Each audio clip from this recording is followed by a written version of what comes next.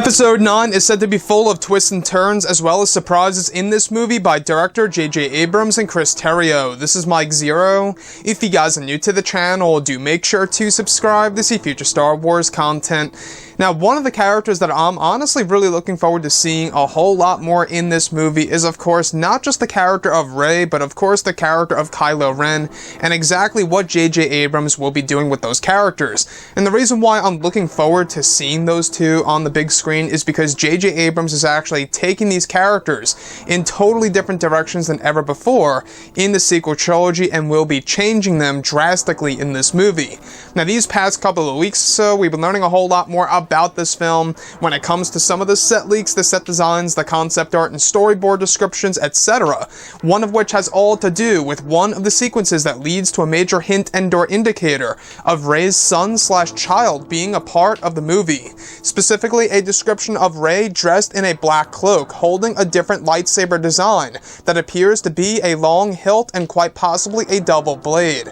Next to her is a young boy in Jedi-like robes, with black wavy hair just like Ben Solo's, with his face deeply resembling Ben's. The next goes over a rear shot of Rey and the young boy on the edge of a cliff, looking at a rising sun on a planet as a piece of symbolism of the rise of the Jedi. The last describes both Rey and the boy riding on top of some alien horse creatures in a real Western style, and the boy behind Rey appearing to now be older. On his belt, a lightsaber hilt can be seen. So I really want to go over a couple of parts about this that really do raise my interest for Episode 9 and what the future may hold after Episode 9 as a film. Now, we do know that Disney and Lucasfilm have plans in place right now for Episode 9 that it will build towards something larger and bigger and create a future of Star Wars films.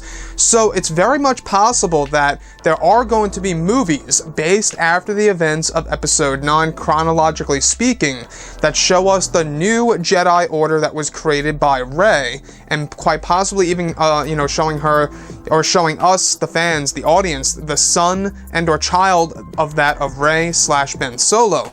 Now, this is where things get very interesting for me, is because you guys may actually recall, I don't know if you guys forgot about this, but there was a big story a couple of months ago that they cast a young boy to be a big part of Star Wars Episode 9, a vital role for the third act of this movie. Around maybe, give or take, 6 to 8 years old, a young boy with black hair and pale skin was cast for Episode 9. So a lot of people are wondering on who this boy really is, and this description definitely falls directly in line with just that. Same exact description, black hair, wavy hair, around the age of 6 to 8 years old, appears to be just like Ben Solo. It sounds like it's going to be Reys Son at the very end of Star Wars Episode 9. Now, what's really honestly intriguing me here is whether or not this is Disney and Lucasfilm's way of insurance in order to pretty much keep the Skywalker/Solo bloodline alive, or keeping the whole entire aspect of a family tree alive within the Star Wars franchise, which honestly I think is a smart route to go. I think that's how it should go if they are to make a new trilogy or a set of Star Wars films that take place after the events of Episode 9 and are connected to Episode 9 as a story.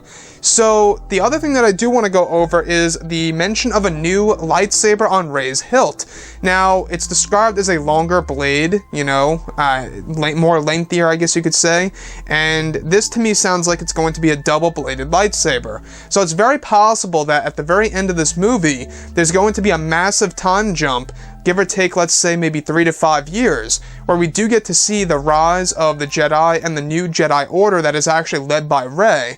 And perhaps this boy is indeed her child/son. Again, Rian Johnson and Mark Hamill have joked about this numerous times, that in The Last Jedi, the closest thing that you would ever get to a sex scene is the hut sequence between both Rey and Kylo Ren when they touch fingers. I know it sounds very weird and just, downright odd, but that's basically what Rian Johnson and Mark Hamill said, and that's what they pretty much joked about in that movie. Now, whether or not J.J. Abrams is going to use that as a way of telling us that Rey eventually does have a child in Star Wars Episode 9, that's a very big obstacle to get past, in my opinion, so we'll have to wait and see. The other thing that I do want to go over is the mention of both Rey and the boy on top of these horse-like creatures. Now, we saw leaked photographs of these creatures before in the past on a grassy world, which honestly could be Lothal, it could be a different planet for all we know. It's the location of one of the big castles. That's actually the location of a black market led by Dominic Monaghan and Naomi Acki's character.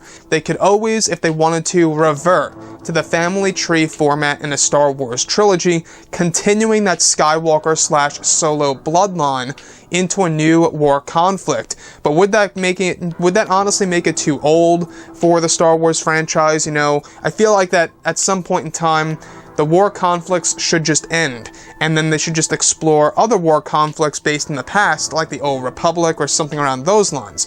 But anyways, guys, drop a comment below. Let me know what you think about all of this in the comments. And if you guys did enjoy the content for today, do make sure to drop a thumbs up on this video to support the channel. I thank you all so very much for the kind support, and I'll catch you guys next time.